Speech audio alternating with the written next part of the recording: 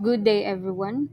So, in this presentation, we will talk about the peopling of the Philippines, or simply how the first humans arrived, lived, and developed in our islands. So, understanding this could help us appreciate where early Filipinos came from and how our culture began long before written history. But before that, let's talk about what is peopling of the Philippines. So, peopling of the Philippines refers to how humans first arrived and settled in the Philippine archipelago and helps explain the origins of early populations in the Philippines. So when we say peopling of the Philippines, amoy ang process of how humans first numabot the Philippine archipelago. So it explains kung hino ang earliest settlers din niya Philippines, kung diin heratikang, ngan kung paano ang different groups of people na developed in the islands over thousands of years. So in short, it tells us the story of the earliest Filipinos. So, the first evidence of human settlement came from Tabon Cave in Palawan. So, in 1962, ang mga archaeologists is nakadiscover his skull cap together with animal remains. So, these were dated to around 16,500 years ago. So, for many years, asya ini ang ginko-consider nga the oldest evidence of humans living in our country. However, may the recent discovery that changed what we know. So in Calao Cave in Cagayan, may daliwat nakita na small foot bone called a metatarsal, and it was dated to about 67 years old. So much older hiya kaysa hantabon remains. And discovery of teeth led to reassignment to a new species. So this in 2019, this species was officially named Homo luzonensis. So this means humans lived in the Philippines far earlier than once believed. So Henry Otley Beyer has these waves of migration theory. So it is the most popular theory used to be taught in school. So for a long time, ang mga eskwelahan is igintunot doon and kan Henry Otley Beyer's theory about how the Philippines was populated. So Henry Otley Beyer was a prominent American anthropologist. So he is one of the earliest experts on Philippine prehistory and founder hiyahit Department of Anthropology at the University of the Philippines.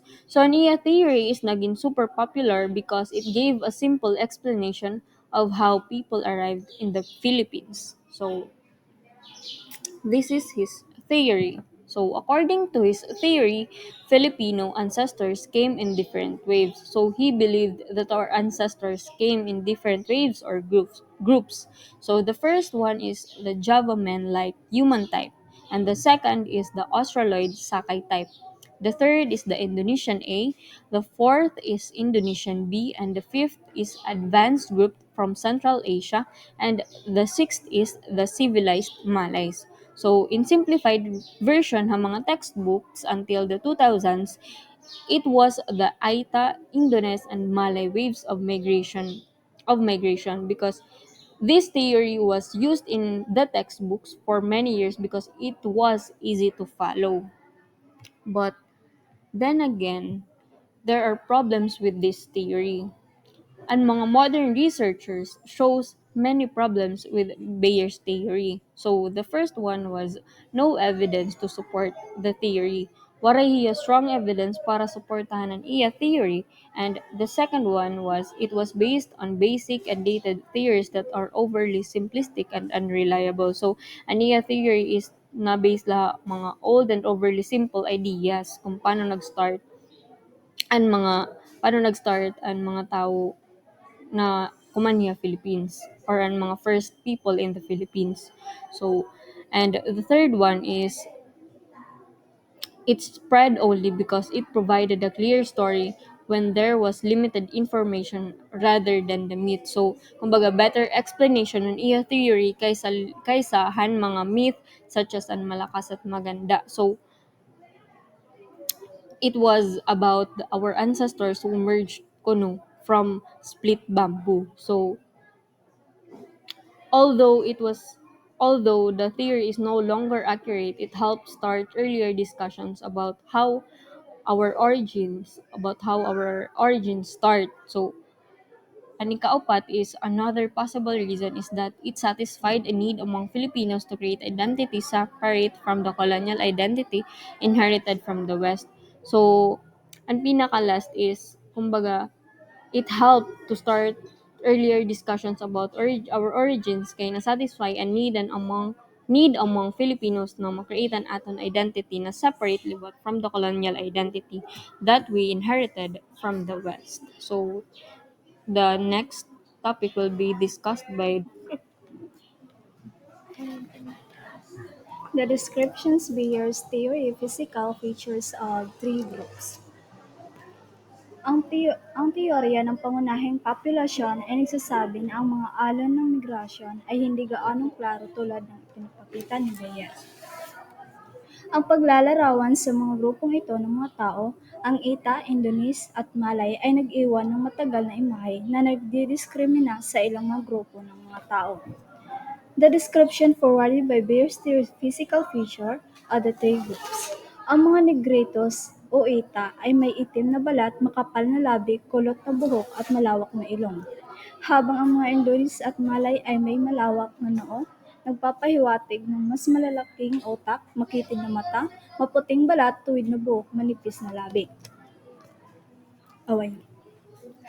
This visual typography na ito ginawang katatawanan na itinuturo ng mga guro at estudyante ang pinakamaitim ang balat na miyembro upang tawagin silang Negritos o Ita. Historian William Henry Scott in 1978 explained this paradox as a patuloy na naghahati sa mga Pilipino sa dalawang kategorya, ang mga masunurin at ang hindi masunurin, ang mga tapat at hindi tapat, ang mabuti at ang masama. As early as the 18th and 19th centuries, napansin ng mga scholar na ang mga wika ng Malay Archipelago at ng mga isla ng Pasipiko ay may pagkakatulad. The first extensive studies of these languages were carried out leading to the conclusion belong to a single family called Austronesian, derived from the German Austroneses based on the Latin Auster, South Wind, and the Greek Naxos island.